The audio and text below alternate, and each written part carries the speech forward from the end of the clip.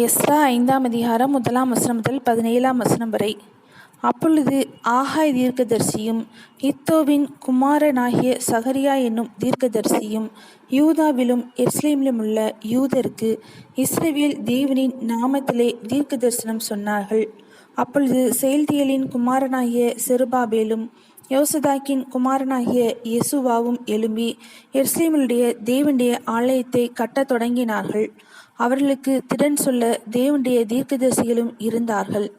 அக்காலத்திலே நதிக்கு இப்புறத்தில் இருக்கிற நாடுகளுக்கு அதிபதியாகிய தத்னாய் என்பவனும் சேத்தார் பொஸ்னாயும் அவர்கள் வகையர் ராவும் அவர்களிடத்திற்கு வந்து, இந்த ஆலயத்தை கட்டவும் இந்த மதிலை எடுப்பிக்கவும் உங்களுக்கு கட்டளையிட்டவன் யார் என்று அவர்களை கேட்டார்கள். அப்பொழுது அதற்கு ஏற்ற உத்தரவையும் இந்த மாளிகையை கட்டுகிற மனிதரின் நாமங்களையும் அவர்களுக்கு சொன்னோம்.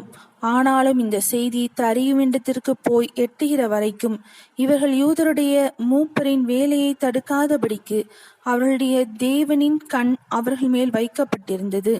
அப்பொழுது இதை குறித்து அவர்கள் சொன்ன மறுமொழியை கடிதத்தில் எழுதி அனுப்பினார்கள். நதிக்கு இப்புறத்தில் இருக்கிற தத்னா என்னும் தேசாதிபதியும் தேசத்தார் சேத்தார் பொஸ்னாயும் நதிக்கு இப்புறத்தில் இருக்கிற அப்பர் சாகியரான அவன் வகையராவும் ராஜாவாகிய தரியுவுக்கு எழுதி அனுப்பின கடிதத்தின் நகலாவது: ராஜாவாகிய தரியுவுக்கு சகல சமாதானமும் உண்டாவதாக.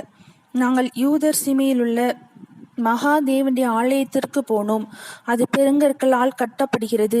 மதில்களின் மேல் உத்தரங்கள் பாய்ச்சப்பட்டு அந்த வேலை துரிசாய் நடந்து அவர்களுக்கு கைகூடி வருகிறதென்பது ராஜாவுக்கு தெரியலாவதாக. அப்பொழுது நாங்கள் அவர்கள் மூப்பர்களை நோக்கி, இந்த ஆலயத்தை கட்டவும் இந்த மதிலை எடுப்பிக்கவும் உங்களுக்கு கட்டளையிட்டது யார் என்று கேட்டோம்.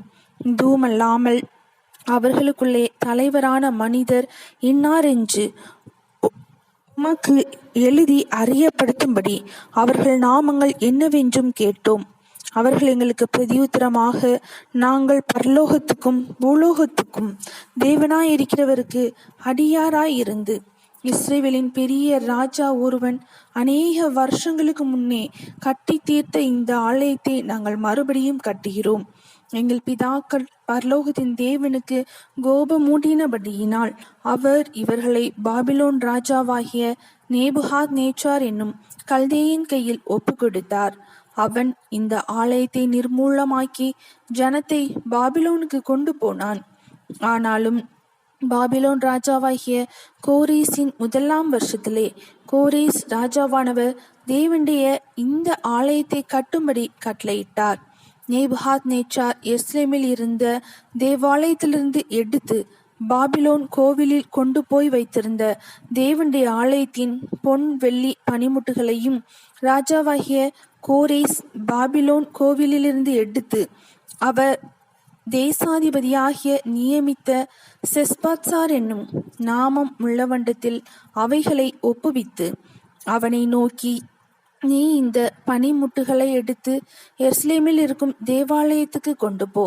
தேவனுடைய ஆலயம் அதன் ஸ்தானத்திலே கட்டப்பட வேண்டும் என்றார். அப்பொழுது அந்த செஸ்பாத்சார் வந்து எருசலேமில் உள்ள தேவனுடைய ஆலயத்தின் அஸ்திபாரத்தை போட்டான். அந்நாள் முதல் இதுவரைக்கும் அது கட்டப்பட்டு வருகிறது. அது இன்னும் முடியவில்லை என்றார்கள். இப்போதும் ராஜாவுக்கு சித்தமாயிருந்தால் எருசலேமில் உள்ள தேவனுடைய ஆலயத்தை கட்ட ராஜாவாகிய கோரேஸ் கட்டளையிட்டதுண்டோ என்று பாபிலோனில் இருக்கிற ராஜாவின் கஜானாவிலே ஆராய்ந்து பார்க்கும். இந்த விஷயத்தில் ராஜாவுடைய சித்தம் இன்னதென்று எங்களுக்கு எழுதி அனுப்பவும் உத்தரவாக வேண்டும் என்று எழுதி அனுப்பினார்கள். எஸ்றா 5ஆம் அதிகாரம் முடிந்தது.